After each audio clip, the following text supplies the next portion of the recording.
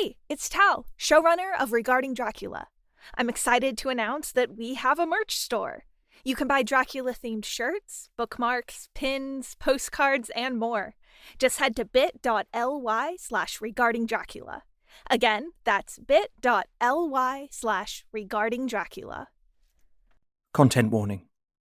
This episode contains racist stereotypes. Jonathan Harker's journal. Kept in shorthand. The 24th of June before morning. Last night, the Count left me early and locked himself into his own room. As soon as I dared, I ran up the winding stair and looked out the window, which opened south. I thought I would watch for the Count, for there is something going on. The Sisgani are quartered somewhere in the castle, and are doing work of some kind. I know it, for now and then I hear a faraway muffled sound as of mattock and spade, and whatever it is, it must be the end of some ruthless villainy. I had been at the window somewhat less than half an hour when I saw something coming out of the Count's window. I drew back and watched carefully, and saw the whole man emerge. It was a new shock to me to find that he had on the suit of clothes which I had worn whilst travelling here, and slung over his shoulder the terrible bag which I had seen the women take away. There could be no doubt as to his quest. And in my garb, too. This, then, is his new scheme of evil, that he will allow others to see me as they think, so that he may both leave evidence that I have been seen in the towns or villages posting my own letters, and that any wickedness which he may do shall by the local people be attributed to me. It makes me rage to think that this can go on, and whilst I am shut up here, a veritable prisoner, but without that protection of the law which is even a criminal's right and consolation. I thought I would watch for the Count's return, and for a long time sat doggedly at the window. Then I began to notice that there were some quaint little specks floating in the rays of the moonlight.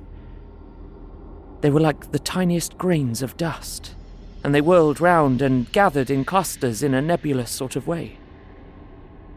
I watched them with a sense of soothing, and a sort of calm stole over me. I leaned back in the embrasure in a more comfortable position so that I could enjoy more fully the aerial gambling. Something made me start up, a low, piteous howling of dogs somewhere far below in the valley, which was hidden from my sight. Louder it seemed to ring in my ears, and the floating motes of dust to take new shapes to the sound as they danced in the moonlight. I felt myself struggling to awake to some call of my instincts. Nay, my very soul was struggling, and my half-remembered sensibilities were striving to answer the call. I was becoming hypnotized. Quicker and quicker danced the dust. The moonbeams seemed to quiver as they went by me into the mass of gloom beyond. More and more they gathered till they seemed to take dim, phantom shapes. And then I started, broad awake and in full possession of my senses, and ran screaming from the place. The phantom shapes, which were becoming gradually materialized from the moonbeams, were those of the three ghostly women to whom I was doomed. I fled, and felt somewhat safer in my own room, where there was no moonlight, and where the lamp was burning brightly.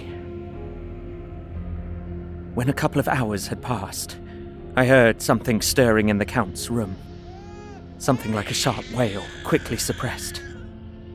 And then there was a silence. Deep, awful silence which chilled me. With a beating heart, I tried the door, but I was locked in my prison and could do nothing. I sat down and simply cried. As I sat, I heard a sound in the courtyard without. No! The agonized cry of a woman. No! I rushed to the window, and throwing it up, peered out between the bars. There, indeed, was a woman with dishevelled hair, holding her hands over her heart as one distressed with running. She was leaning against a corner of the gateway. When she saw my face at the window, she threw herself forward and shouted in a voice laden with menace, Monster! Give me my child! She threw herself on her knees and, raising up her hands, cried the same words in tones which wrung my heart. "Monster! Give me my child!" Then she tore her hair and beat her breast and abandoned herself to all the violences of extravagant emotion. Finally, she threw herself forward, and though I could not see her, I could hear the beating of her naked hands against the door. Somewhere, high overhead, probably on the tower, I heard the voice of the Count calling in his harsh, metallic whisper. His call seemed to be answered from far and wide by the howling of wolves. Before many minutes had passed, a pack of them poured like a pent-up dam when liberated through the wide entrance into the courtyard. There was no cry from the woman, but the howling of the wolves was but short. Before long, they streamed away singly, licking their lips. I could not pity her, for I knew now what had become of her child, and she was better dead.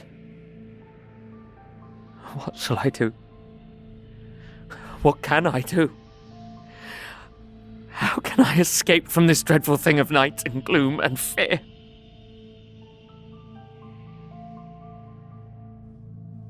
This episode featured Ben Galpin as Jonathan Harker and Maddie Openkaru as the mother. Dialogue editing by Stephen Intrasano, sound design by Tal Munir. Produced by Ella Watts and Pacific S. Obadiah, with executive producers Stephen Intrasano, Tal Munir, and Hannah Wright. A Bloody FM production.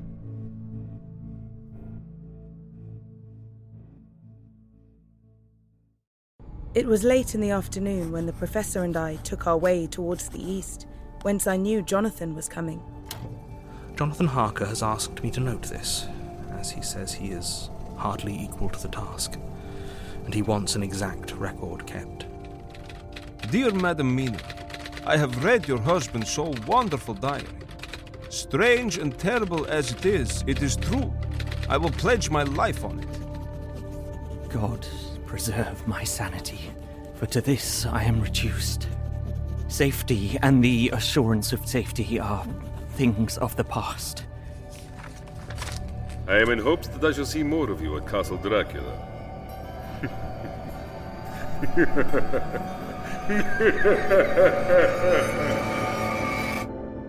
Regarding Dracula is a bite-sized audio adaptation of the horror classic. You can subscribe on Spotify today and find out more at redracula.live. That's redracula.live.